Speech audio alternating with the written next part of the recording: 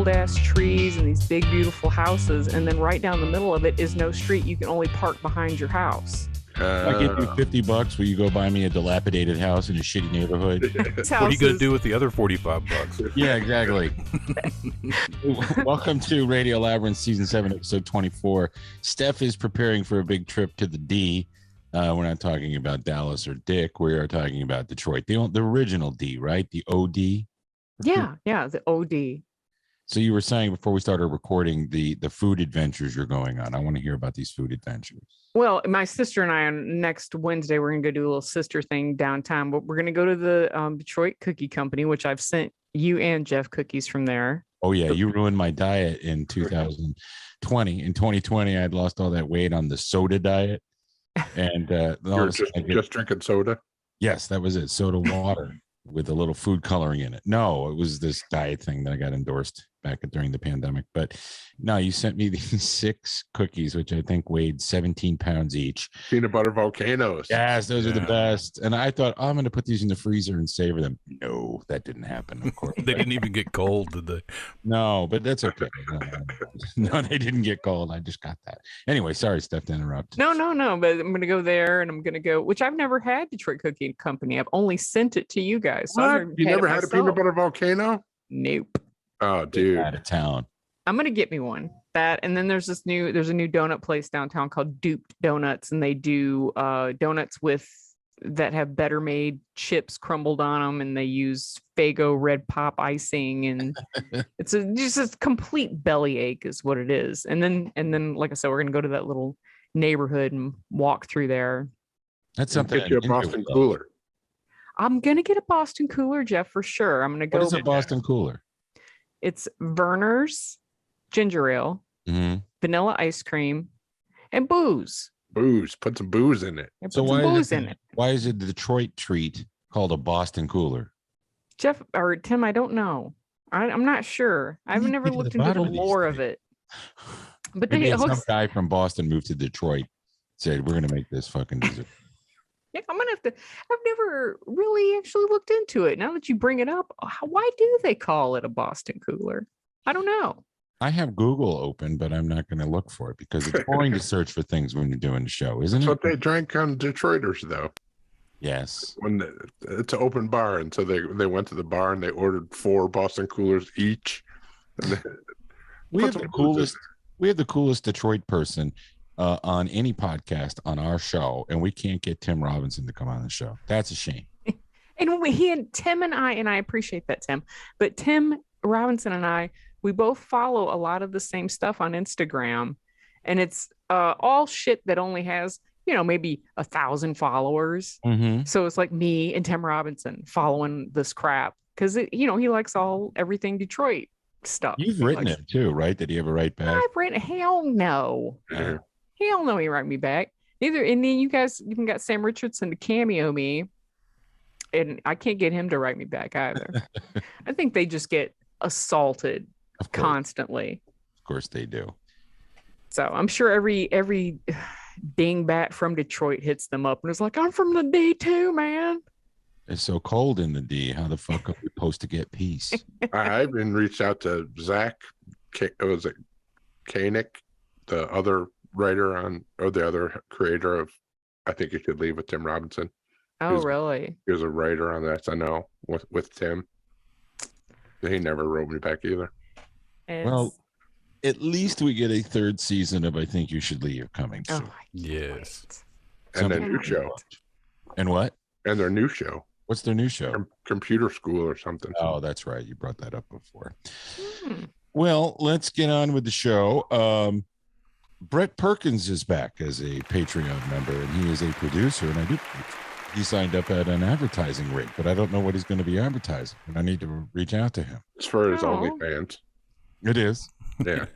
Thanks. Heard that and canceled. Thanks, welcome back, Brett. Yeah. I haven't seen Brett in like, I don't even know, like 2 or 3 years.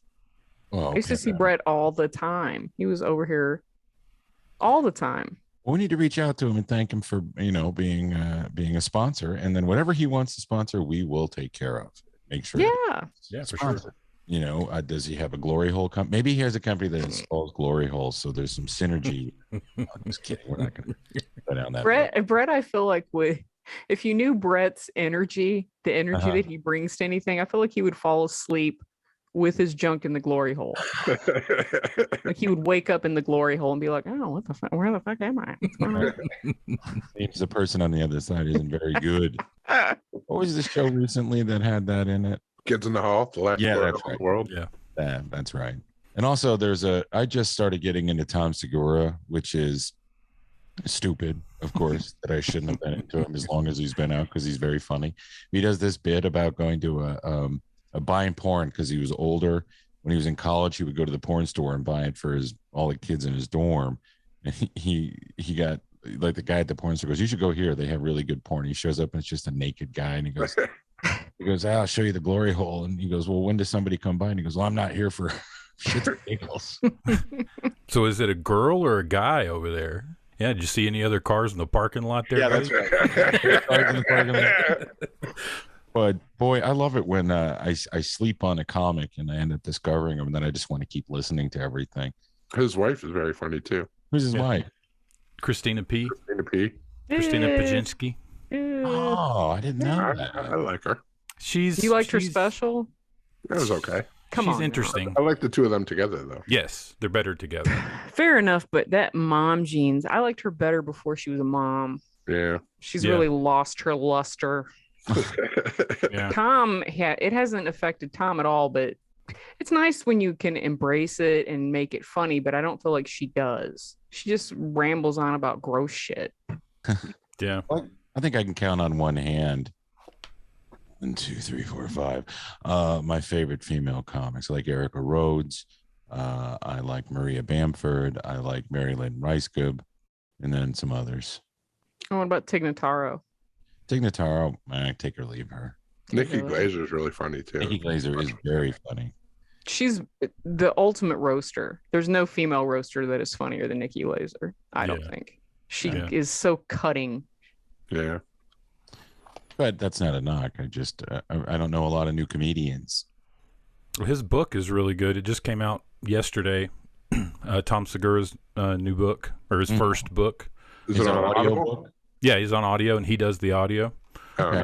And it's funny because he wrote the book like he would write bits and stories. So when he tells it, it comes out like a story, like a bit on stage, and it's basically big expansions of his big jokes, and more in depth and more detail. And then he talks about his dad, which he passed recently. And if you've never heard Big Dog, his dad, he's hilarious. I mean, you could tell exactly where Tom gets all his material from.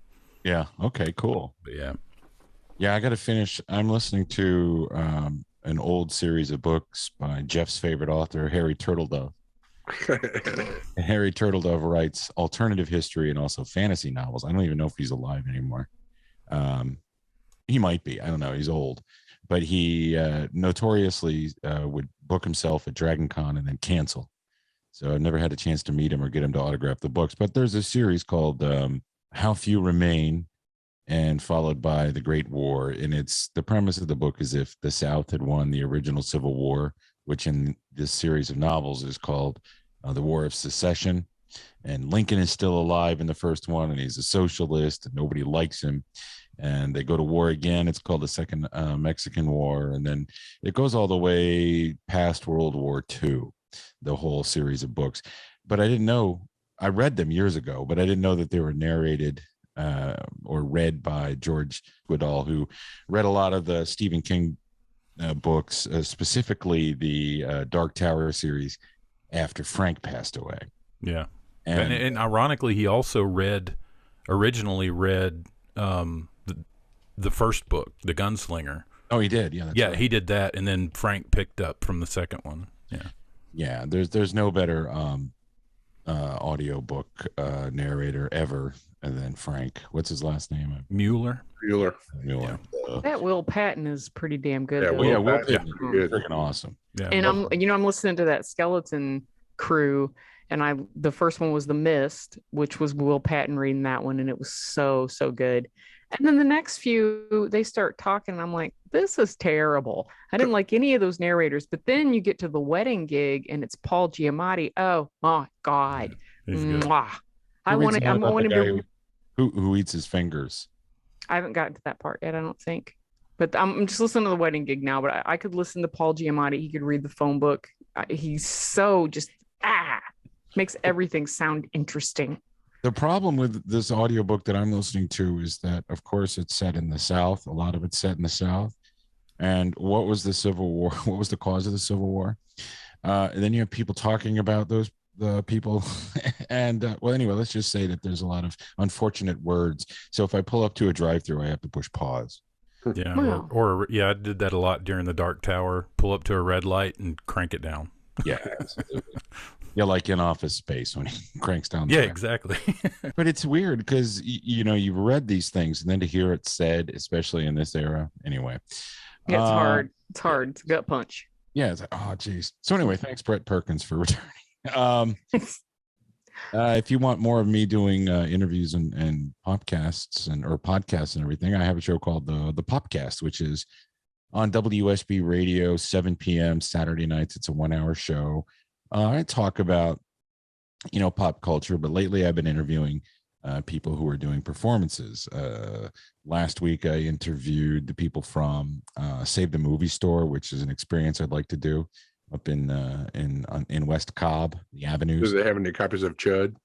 I am. Just kind of laugh. This week, if you want to tune in, if you're listening or watching the podcast as soon as it comes out on Saturday morning, you can listen to the show on the WSB Radio app, or of course, over the air for free, or the podcast will come out Monday. This week, I have a real fun interview that I did, and I'm going to be doing a giveaway. So isn't that cool? How often do I get to do giveaways? Yeah, what are you giving away? Well, give me 1 second, and I'll tell you what I'm giving away. Also, Greg Russ is on the show. Greg Russ from the Von Hessler Doctrine. He reviews Jurassic World Dominion, and spoiler alert, is he misanthropic? Nah, he's completely different. He and I can riff on a bunch of stuff. So I've heard it's terrible. Yeah, what does he say? Pretty much the same. I think he gave it like 700 stars out of his base level, which is 13,360. No, this week on the podcast, are you guys familiar with Whole World Improv Theater? Yeah, I've never been, and I really want to go. They're doing a live show at the Frederick Brown Jr. Amphitheater, which is in Peachtree City. We saw 10,000 Maniacs there. I've seen them there. It's a great little venue in the woods. It's, everybody drives their golf carts around. But I interview Emily Russell, who's the managing director, and Chip Powell, who's the artistic director. And they're both actors and performers. They've been with the troupe a long time, but they're doing a live show hosted by comedian Neil Reddy. Steph, you remember him? Oh, yeah. Yeah, he's a funny guy. Yeah, I remember Neil Reddy. Funny stand-up comedian. He's the MC and the host. It's June 25th. And if you want to get tickets or find out more about it, you can go to amphitheater.org. You better know how to spell amphitheater. I had to look it up.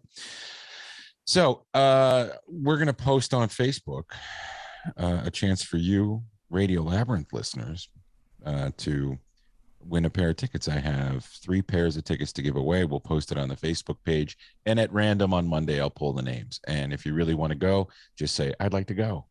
So does that sound easy? That sounds pretty damn easy. Easy peasy. Easy peasy. So I'll pull in winners. We'll put that up on podcast. We'll put it up there Saturday.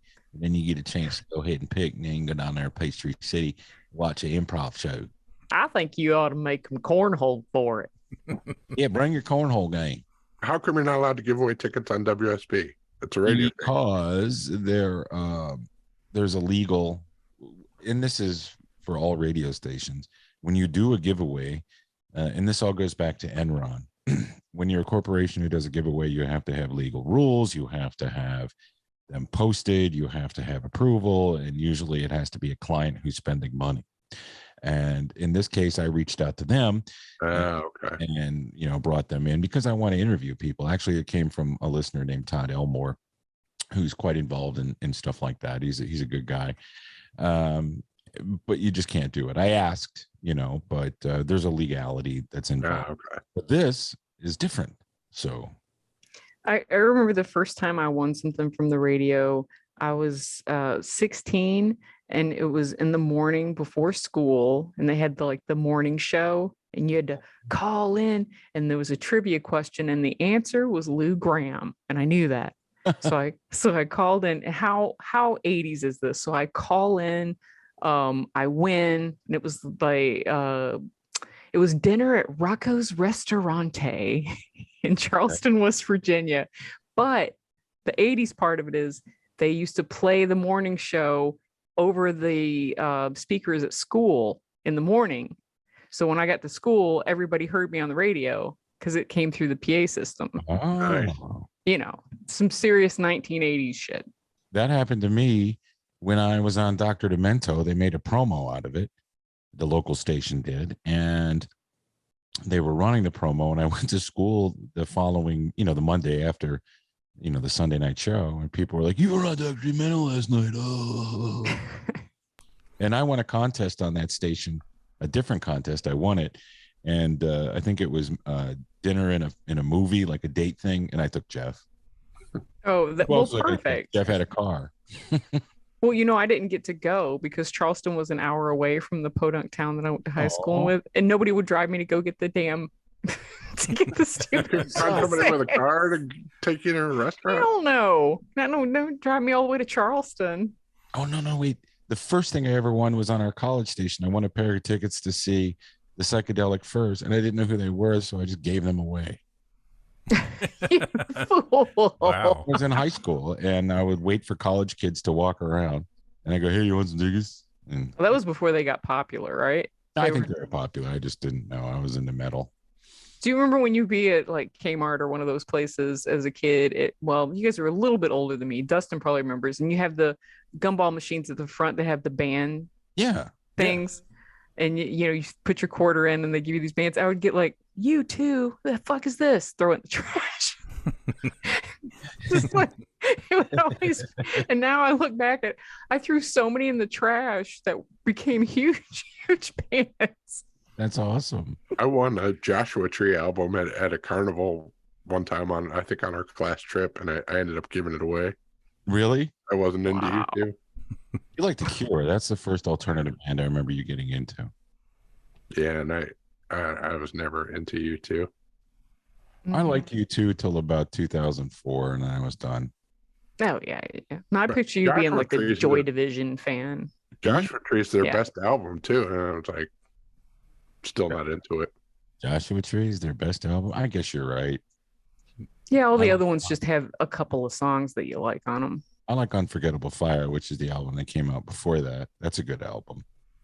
I like what's the album with all the I like Sunday Bloody Sunday. That's my favorite album. Oh yeah. That's a great album. Because every time I hear I Will Follow, I always think about the little guy trying to get that abortion. What little guy? He's running in Last American Virgin. He's running trying to get that abortion money. And that's like the montage they play, "I will follow." And he's just running down the street sweating, trying to get this abortion money. I thought you were talking about some guy trying to get an abortion. No, he's trying to get that girl an abortion. And then she dumps him and goes back to the guy who got her pregnant. Some men can have abortion, Steph. I wish you would, wake up and realize. Yeah, that's why there's that big tampon shortage. Right. Oh, right. God, I forgot. Men, because of the so glad we have her to sort all this out for us. Yes, she's smarty pants. And if you don't know who we're talking about, go figure it out. We're not going to bring it up.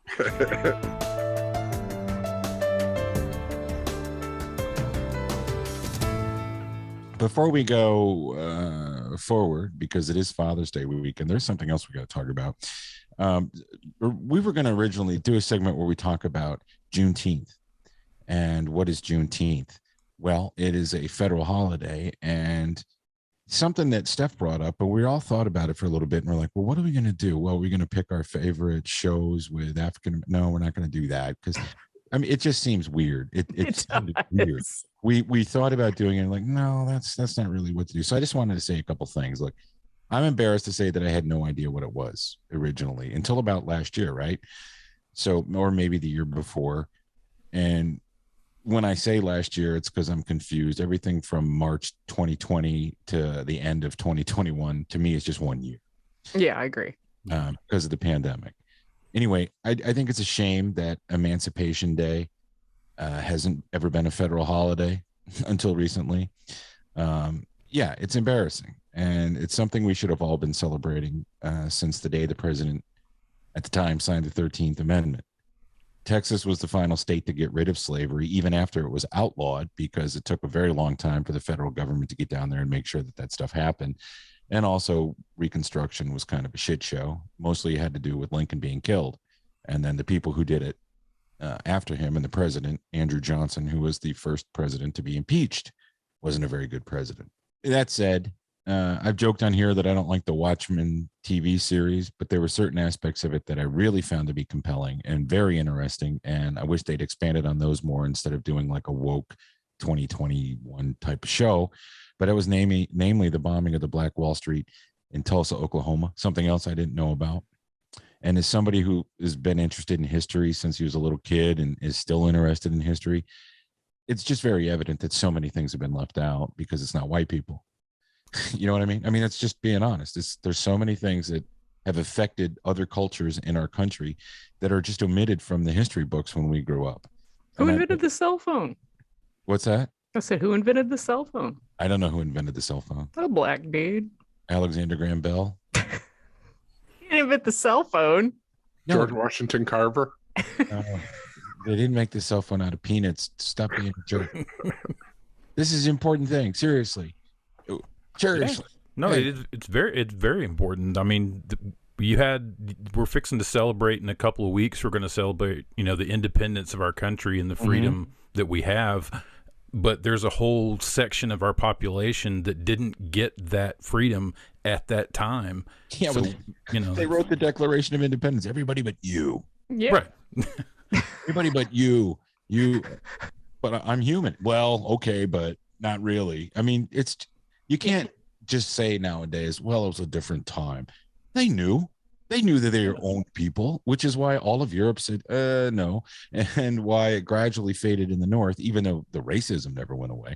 But it went away in the North. And frankly, one of the reasons, probably the main reason, that France and England, who, by the way, wanted to help the Confederacy because it would have been beneficial for European powers to have the United States split up, just was a fact. But because of the Emancipation Proclamation, which came after a major victory, they didn't get involved in the war. But that's beside the point. Really, what we're talking about is, all these terrible things and good things that we didn't learn about in the 80s, maybe not even the 90s. I don't know what they teach in high school now as far as history goes, but I would love to know if they teach these things because it's important.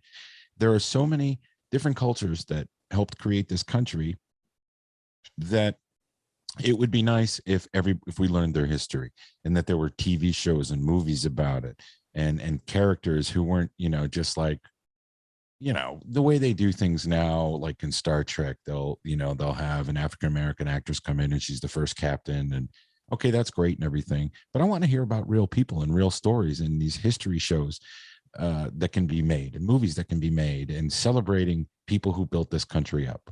And it can be from any walk of life. I don't care, besides the Northern European people who built the country, it just, to me, makes sense. So think about Juneteenth. I'm going to be thinking about it, and you can find out all the information you want. Maybe we'll find some resources, or Dustin can post some things in the links and stuff, but it's definitely something that I think we all need to really embrace. We need to come up with something that's more like across the board that we can all celebrate and not feel like we're pandering one way or the other. Yeah, because this is what brought this whole thing up with I do our party planning at work, and I wanted to do something for Juneteenth, but when we started talking about it and you look it up, it's not like you can it's not like you can have a cake with like, breaking your chains or some shit. I mean, that's weird. And you can't like, You can't get that Juneteenth ice cream from Walmart anymore. you Is that a real definitely, story? and Yeah. Yeah, it was very real. What was it? Roy Wood Jr. got Walmart to cancel that ice cream. Why did they do it? What was the flavor? I mean, what was it all like about? red velvet cake. Yeah, it was and red some velvet other- cake swirls or something. It's supposedly like things are supposed to be red for Okay. the thing to represent it. But then, and this is what I was saying is, as a white person putting this together, and I'm giving my black coworkers red pop and watermelon. It's not, What? yeah, that's like some of the foods that you serve. And it's not, you can't really celebrate that all together because all Whitey's like, I don't want to. I've been told this is bad. I'm not supposed to do this. And I talked to this with a couple of my friends, colleagues at work. And when I told them, like, what are we supposed to do? They were like, you don't. Just leave it the fuck alone and let's celebrate 4th of July. Really? Yes. They agreed, like, just leave it alone. You're not going to want to do that. So No, it just puts you in an awkward position, and it's understandable. But still, yeah, I mean, like 4th of July is like boom, it's barbecue foods, it's red, Yeah. white, and blue. It's Right. very clear cut. So that's what we need is like something like we need a flag, we need some crap where everybody's just, I don't know, something where the food is not traditionally something that people have said that's a stereotype food, crap we like need that. a time machine to go back and make all these white assholes who wouldn't celebrate any of these things 150 years ago fucking stand up and take notice. It's embarrassing. I mean, it's terrible. To learn about something that you should know about. Yeah. It's like, okay, well, Paul Revere, the British are coming. The British are coming. Would that take an hour? Yeah. Well, it didn't happen to us, so it didn't happen. Yeah. Didn't matter. Yeah. Because you're reading those damn Harry Turtledove books. You don't learn any real history. I only learned the fake history. I appreciate you doing all that though, Tim, and really talking about it and everything, because I think it's an important holiday too. I think we all feel that way. We just didn't know exactly how to go We about. didn't want to pander with it. Who's your favorite? I don't even want to say it. It just sounds so ridiculous. It does. It was like after I did it, I mean, it was bad. I was just like, no, this is bad. I think the best way to celebrate it is if you don't know anything about it, or even if you know a little bit about it, is to go read about it. But then don't go into work and say, hey, I read about Juneteenth. No, Yeah. just know about it and wait for somebody to bring it up to you. Don't, put decorations in your cubicle and go, I got you some red pop. No, don't do that. Learn and listen. Those are two things that a lot of people don't do anymore. And I think that us older folks, the Gen X people especially, who are like, oh, okay, I didn't know that. Well, cool. That's kind of how we've always been. Like, I didn't know that. All right, well, fine. Well, we're gonna have to take up the mantle of. I mean, it's upon us now, almost. Of We're not taking becoming up the boomer. No, don't worry about it. We don't have to do anything. The older millennials will take care of all that shit. We can just fucking float until we're dead. Skate through it. That is. I mean, they got rid of a third of us with abortions, so don't worry about it. Our generation we're set. Is like all of the potential friends we could have had after 1972 gone. But anyway, enough of that goofiness. And I'm talking about the abortion, not the other stuff. Juneteenth, not goofy. But go educate yourself about it, and it doesn't hurt to learn something new, especially something that isn't new. That you're like, oh wow, I never knew about that. Yeah, if you're from Texas, like my one friend, she grew up around San Antonio. She's known about it her whole life. Mhm. It's always been a Texas holiday. They've always celebrated it there. Yeah. If you grew up in north central Pennsylvania in the 1980s, you didn't hear shit about it. All right. Same in Michigan. I never heard anything about it. Oh, I only learned about it a couple of years ago, and when on my route there were all these decorations on mailboxes, but it was only certain mailboxes, and I noticed that it was all the African American families that had it on their mailboxes, and I straight up asked one lady, she's a real sweet customer I've had for years, and she explained it all to me, for like 15 minutes. She just explained what all it was and why it was there, and I was like, that's amazing. I was like, I had no idea. I thought it was something new. And yeah, so it's it's good to learn something about, the world you live in. It is, definitely. And then it helps you be more empathetic to people. Absolutely. So anyway, there you go. And we'll be right back.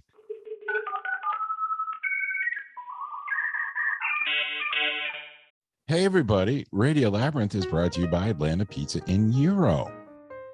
We love that Atlanta Pizza in Euro has been a longtime sponsor of Radio Labyrinth, and we'd like to thank Mike Hall personally every day by going to his house and just standing outside like he's on the Supreme Court. And we do like everybody else at the restaurant except for Dustin's kid. You can go to Atlanta Pizza in Euro and see their brand new full color menus with pictures of their food that are now at the restaurant. And you know what? They're sturdy. They're not all wrinkled up and have those creases in them like, poorly laminated menus are wont to have. Nothing's repeated twice. Only the trying good to stuff. make your menu look bigger than it is. Yeah. Hey, put that dipshit in twice. No, I don't know this. Atlanta Pizza in Euro is your summer destination. Weekly food truck events, which you can find out about on their Facebook page. Tuesday night team trivia and craft beers from the local area like Firemaker Brewing's Chattahoochee Tea's Southeastern IPA. That comes in cans. Dry County Brewing's Neon Sour, which is on tap, and Burnt Hickory Brewing's Drivin' and Crying Straight to Hell IPA in cans, just to name a few, which is a good beer. And I'd love to get Kevin on the show to talk about it and other things. So I'll reach out to Kevin Kinney. What do you guys think about that? Do it. Yeah, for sure. Last time I spoke with our buddy Josh Warren. No, he's the last I talked to him, he was working on a project or possible project with Mike. So I'm interested in finding more about that. Atlanta Pizza in Euro loves serving their local community of Conyers, Covington, and the East Metro Atlanta area, and would like to thank them for all their continued support and business throughout the years. But you don't have to live in that part of Atlanta to get pizza from there. In fact, if you live in Juneau, Alaska, and you're listening, and if you fly, you could probably get there by, they're closed Sunday. So maybe you get there Monday, have a pizza, and then fly home. I think it's worth it. It's that goddamn good. I mean, they're so good that they can be closed on Sunday and still retain a shit ton of business. Yeah, absolutely. And all the glory holes are sealed up, so you don't have to worry about it. They have to exist. I have to stop You doing could thank Dustin's son for that. Yeah. He was in there with a hammer and nails all weekend. Right, yeah, he told me he has to hermaphroditically seal each hole. Hermaphroditically? He just walks around with a trowel and putty all day long. Open for dine-in and takeout Monday through Friday from 11 to 9 p.m., Saturday from 12 to 9 p.m., and they are, of course, as we said, closed on Sundays. Mike, thank you for being a good sport. And also, Brett Perkins, you're our new sponsor. I look forward to finding out what you'd like us to say, so we will find that out as soon as possible. Let's go play team trivia again before summer's over. Yeah, I'm down. Yeah, for sure. I will definitely make it next time. For sure. Happy Father's Day, Dad! I'm not your father. It's Father's Day, dear. Your father is. Your father's a putz. Happy Father's Day, Dad. And we're back. We are back. Isn't that amazing? We're back. I mean, we're wearing the same clothes, so you can tell that we record these commercials every week instead of, just phoning it in. Well, it's Father's Day weekend, and some of us have fathers that are still around. Some of us don't. Some of us has grandfathers that raised us. Some of us have stepdads who were better than Steve Jones's stepfather. If you're watching Pistols, you'll find out why. If you're not, doesn't seem like he was a very good man. Have you watched Pistols yet? Oh yeah. I'm on episode 6 or 7. You remember his dad? His stepdad? Oh yeah. The first couple episodes. That's some blue diamond. There's some blue diamond business right there. Finally found something you're good at. Oh, You lazy sot. lazy sod. I'm a lazy sod. This will be your second Father's Day, right? This is my second Father's Day, yes. And it'll be the 51st Father's Day in which I get to wish my dad a happy Father's Day.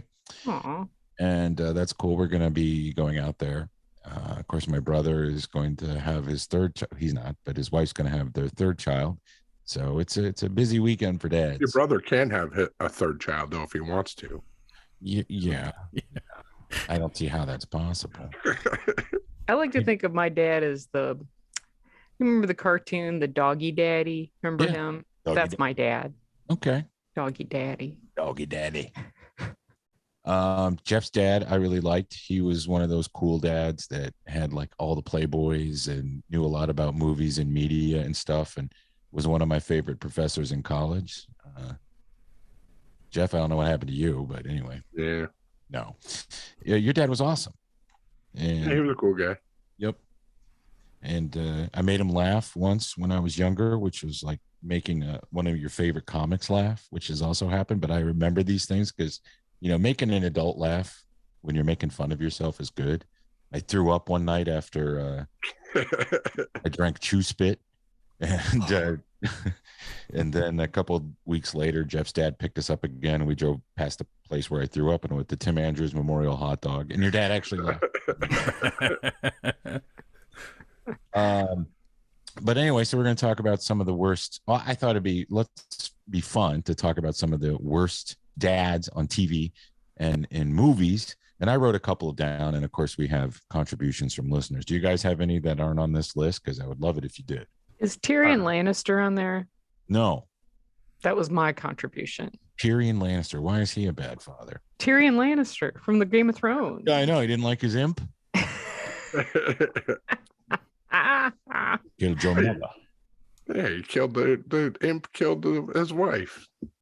Give him a break. His wife was killed by a monstrous imp.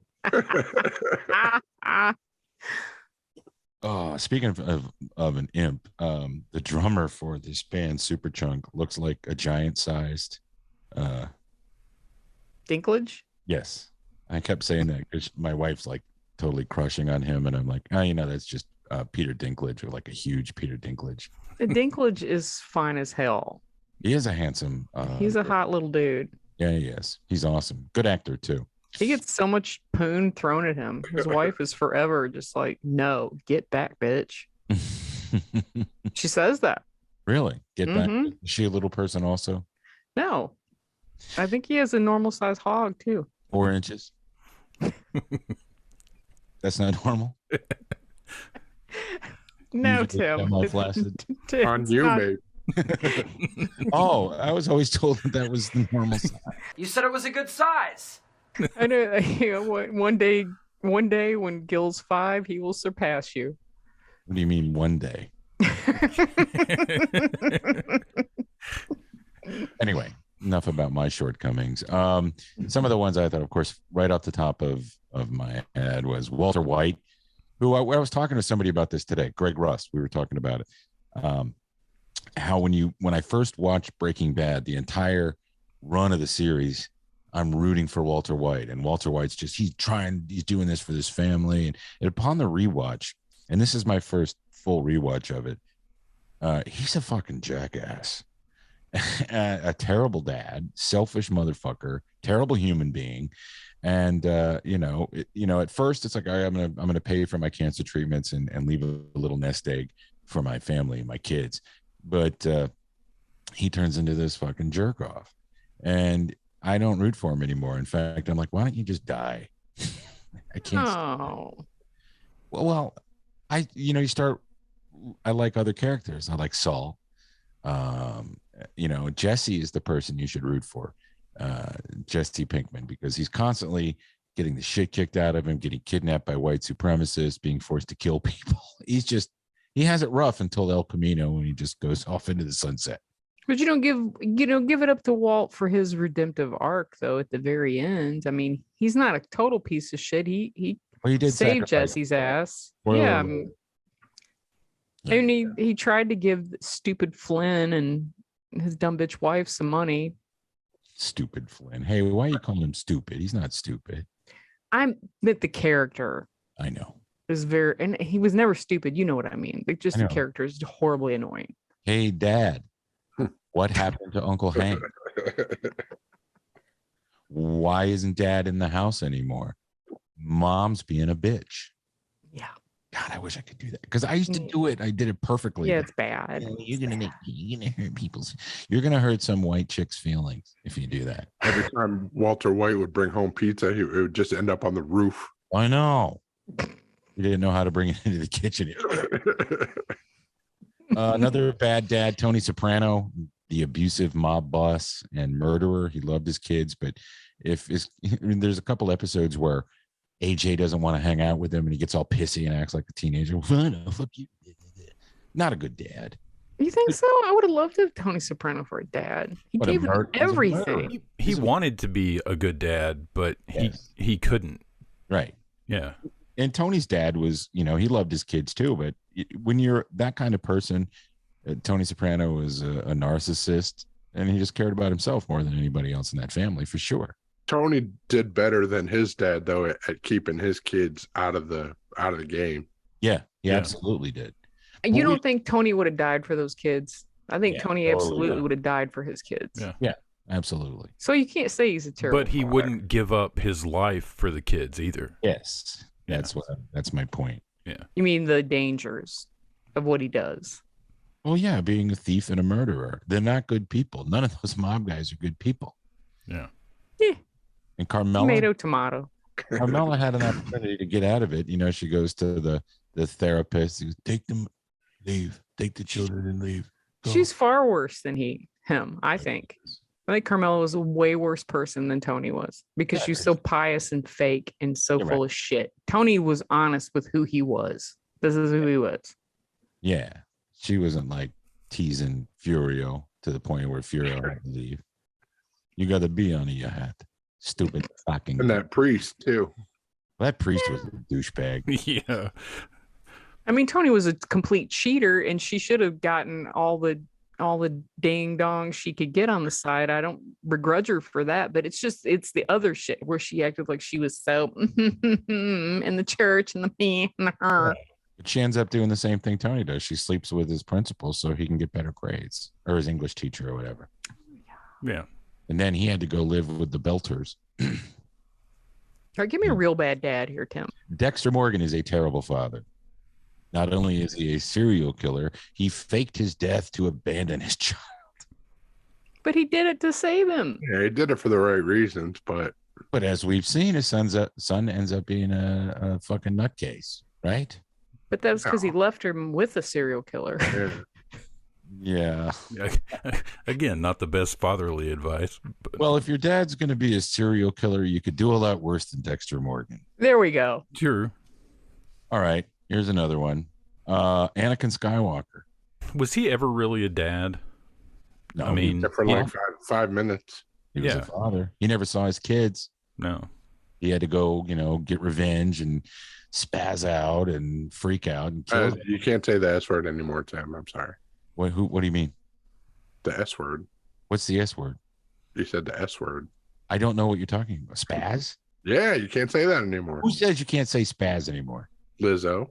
I don't know who Lizzo is. Oh, that Lizzo thing? Yeah. What Lizzo thing? What are you talking about? She didn't know either. When she did it, was it a post or was it a video? It's the song "Girls" on our album. Oh, okay. And it says the S word in it, and she changed it. And then now going forward, it's not going to have the S word in it anymore. Why can't you say that? What is wrong with that? It's an ableist slur. No, it's not. I'm sorry. No. I'm sorry, what? An ableist slur. Who's an ableist? What's an ableist? I'm sorry. They're people that are differently abled. Don't go down the road. Don't go down that road. Ableist is somebody who says spaz. Okay. My woke legend book is almost full. Listen, I think you're really pushing the boundaries on people's patience when you say spaz is a word you can't say anymore. Stupid. I know Meatballs is going to have to be totally censored next time it runs on TV. Yeah, no doubt. Maybe they won't show it anymore. Well, there's a lot of misogyny in that too. Anakin's a bad father because he cared more about himself and being evil than he cared about his son. He tried to kill his son 2 times. That's not cool. So that's true. And then when he found out about Leia, the first thing he thought, how can I kill her? But anyway, I posted it on Facebook and Twitter. We got some responses. You guys have any you want to throw in? I was just going to say John Bender's dad was a bad dad. Yes, he was. Well, that's what he did. He gave him a carton of cigarettes. Yeah, smoke up, Johnny. But he also burned him with a cigar because he spilled paint in the garage. That's not a good dad. No. Has anybody said Jack Torrance from The Shining? No. From The Shining, the movie, he was a bad dad. From The Shining, the book, he was a good dad. But that's true. From the movie, he was a bad dad. Right. Or Arlo Givens from Justified. That was brought up. Yes, absolutely. He's a pretty bad dad. Yeah, that was Roby, right? Binkley said on Twitter, Joe Bluth didn't even know he had a kid, and then when he found out, he didn't give a shit. Job, yeah. Yes. What a great show. Mark Gardner says on Twitter, Sauron, he seemed distanced from his kids. Somebody named Jeff writes, Father Guido Sarducci was so bad he didn't even have any kids. So the worst father of all time. I know he is. Now there's some fathers in Boston who are pretty bad. You've seen that documentary. They're not good fathers. No, sir. No, sir. I say no, sir. Father Guido Sarducci, very bad. And no, actually, he's pretty good in Godfather 3, even though that's a terrible film. From Facebook, Dean Poole again says Rodney Dangerfield is Ed Wilson, Juliette Lewis's dad, and Natural Born. He was a fucking scumbag. Yeah. Make sure you shower. Make sure you clean. I'm gonna see how clean you are. Can you do that, Jeff? Can you do that impression? Nah. Yes, you can. Nah. Do it. Try it. I want to see how clean you are. Yeah, I want to see how clean you are. That's pretty good. It's pretty good. He's the shivers. He's a great father, though, in Back to School. Oh, yeah, the best. Oh, yeah. Right. Because he learns that you can't just buy your son's love. You have to go back to college and win the diving meet to win your son's love. Oh, yeah. Melon. Mm-hmm. Melon? Fuck me. Fuck you. What was his name? What was the name of his clothing store? Big and Fat?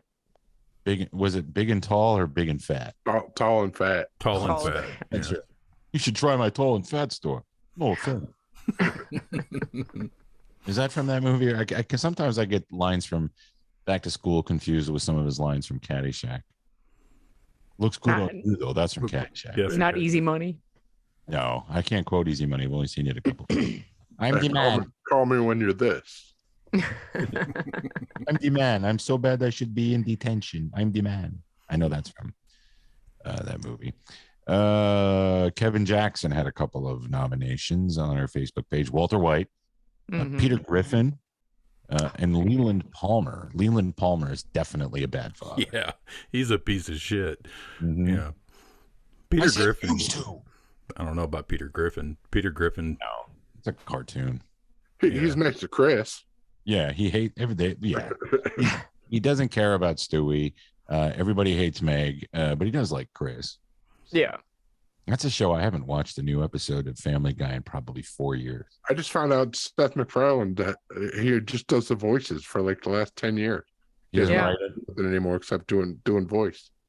Yeah, he doesn't create anything on there. He doesn't write any of it. He doesn't produce any of it. Nothing. He just does the voices. That gives him time to do the Orville, which is a good show. Yeah, it is. Jeff Lyle, Anakin, Darth Vader. So he agreed with me. Archie Bunker and All in the Family. I have to disagree with that. He loved his daughter very, very much. And even though he made fun of and said he hated Mike, at the end he ended up loving Mike Stivic as well. And then, of course, Mike ended up being the typical snooty liberal and divorced his wife as soon as he found somebody younger. Tim Allen, Ralph Cifaretto, Joey Pants. He did love his kid, but the kid got hit with the arrow, remember? And then his unborn killed. He killed the he beat that hooker that was pregnant. She was a hooah. Yeah, she was a stripper, not a hooker. Come on now. Sorry, stripper. He killed his pregnant hooah, and that's pretty bad, Dad. Pretty bad, Dad. that scene and the scene in season 3 where Dr. Milfy gets raped are the two most difficult scenes in that show to watch. When Yeah, I the rewatch Melfi thing, I just got to fast forward through. It's too Yeah, much. or I don't skip that episode because it's pretty powerful when I do rewatches, but I skip right through that. Yeah. And not only that, but the guy's just a fucking tool, Yeah. weird looking freak. But we've discussed that before. Why Tony, she wanted to keep her. Never mind. She didn't want Tony to kill him because she would have been part of that world. Who else did he say? John Hurd is Peter McAllister in Home Alone. Oh, yeah. Yeah. Forget your kid not only once, but twice. You leave him stranded in New York City. What a great dad. Yeah, he's into some shady shit too. Because how do you afford to take 15 people to Paris? Mm-hmm. Yeah. Look at that house, though, Dustin. I mean, Yeah, damn. true. I feel like he must have been he was probably an executive at IBM or something. Like Well, he wanted all Ponzi. gambling, and then sometimes he owed money to Tony Soprano, so Yeah. William Trivelpiece says Ramses Yul Brynner in the Ten Commandments. Yeah, that's pretty much a bad dad. He had his own son bill. Let it be written, so let it be done. Creeping death. Brian Calden and Robbie Neely both said Frank Gallagher from Shameless. Oh, yeah. He's up there. He's got to be in the top 5 worst TV dads of all time for sure. Yeah, he just doesn't care, does he? No, There's not a drink on the other end. Yeah, only cared about himself. Yep. And Spencer Lavorne, which I've never seen this movie. Danny DeVito is Harry Wormwood in Matilda. Oh yeah. I've never seen that either. Matilda, it's a great movie. It's a great movie. Yeah, it was a really good. Produced It was a book too. But yeah, It's a Roald Dahl book, I think. yeah, Yeah. Roald Dahl. Yep. But he did produce it, and so it's accurate to say he's a bad father.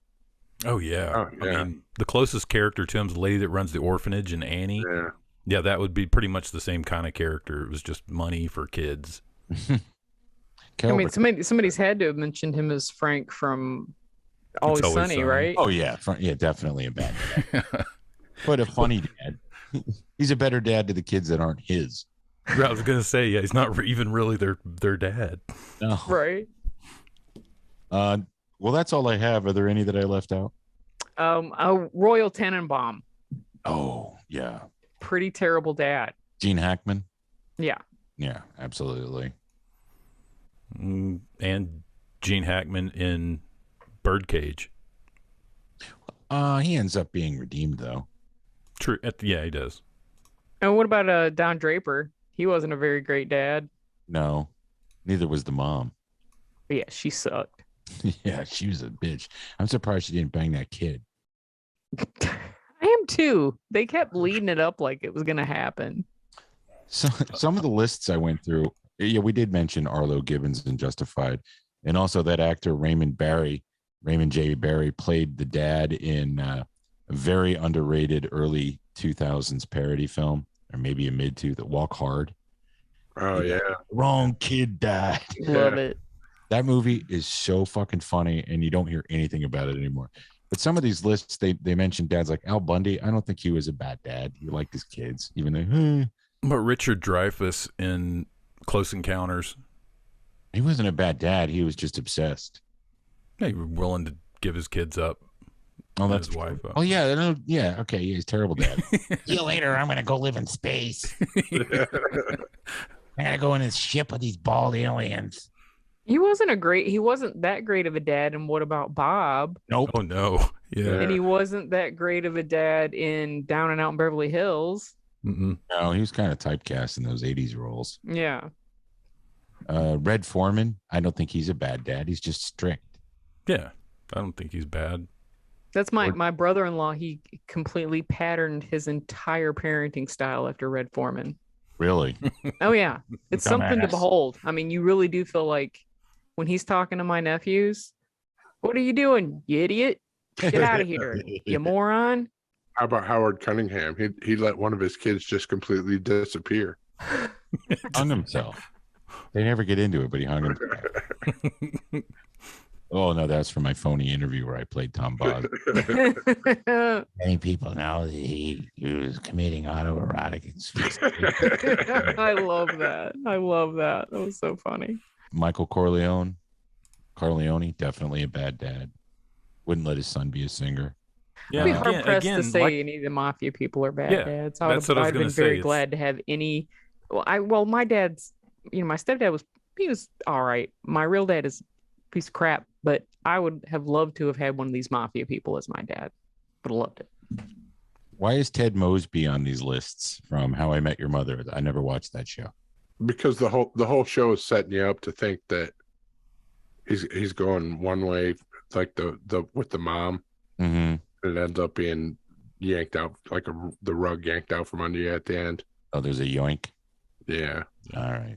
Don't spoil it. Maybe someday I'll watch.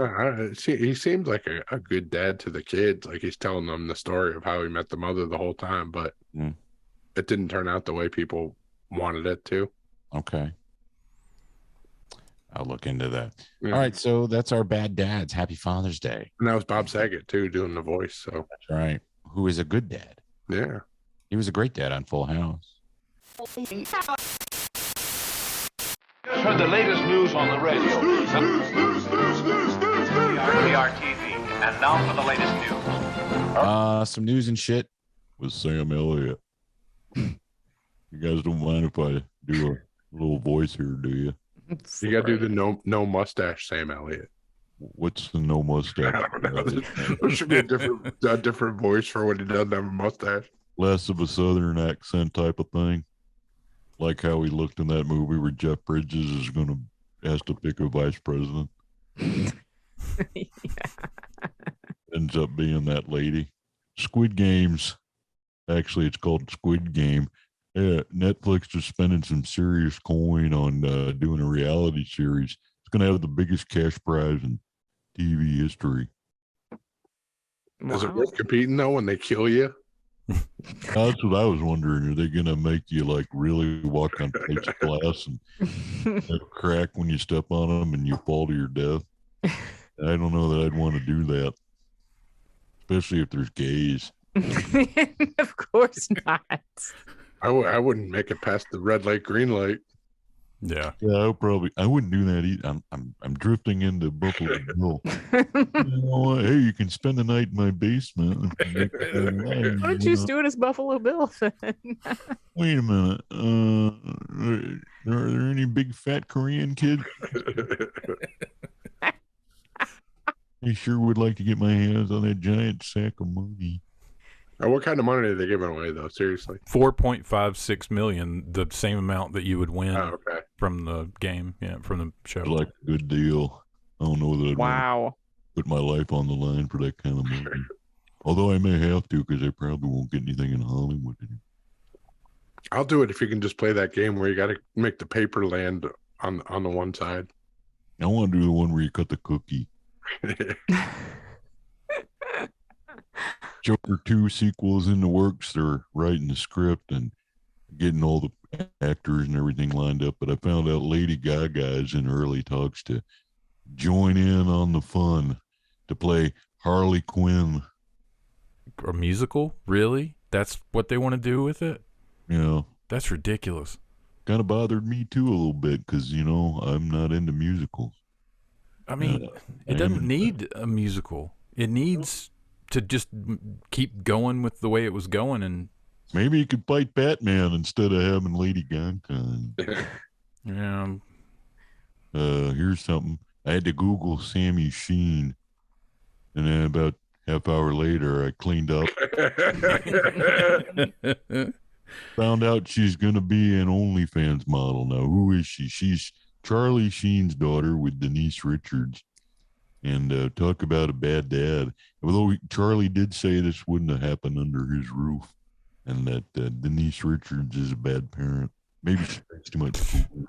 Yeah. Tiger Blood can't say shit. Tiger Blood. Well, he did bang Brie Olson, so I got to give him props for that. She's a famous butthole actress, right? What's a butthole like? I mean, she probably took it there. I don't know. I mean, that was her specialty. Oh, her specialty was lots of other things, but I don't know about that. She did dance for Tim Andrews in the back of the time while he was in his underpants. It wasn't embarrassing at all. It was a diaper, wasn't it? Yeah. Go in there. I don't know. Oh, you don't know. She actually said to him, "Do you want to go in the back room and have sex with me on camera?" And I said, Tim Andrews said, "No." It wouldn't take. Never mind. Is it when you went to see that bukkake shooting? The filming of that bukkake? Something completely different. We don't need to talk about that. Oh, here's that story Jeff was talking about when he was mentioning Lizzo. You can't say the S word anymore. And the S word being spaz because some people got upset with Lizzo. I don't understand that. Anyway, I'll talk to you guys later.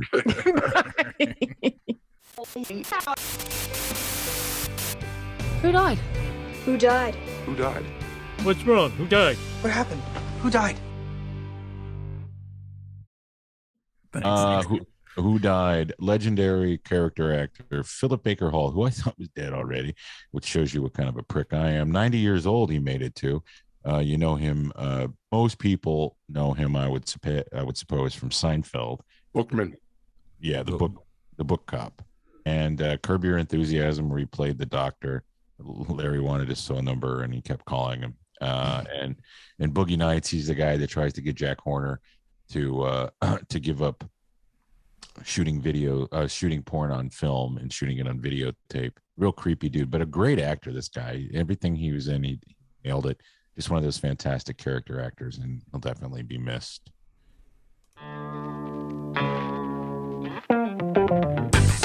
Views.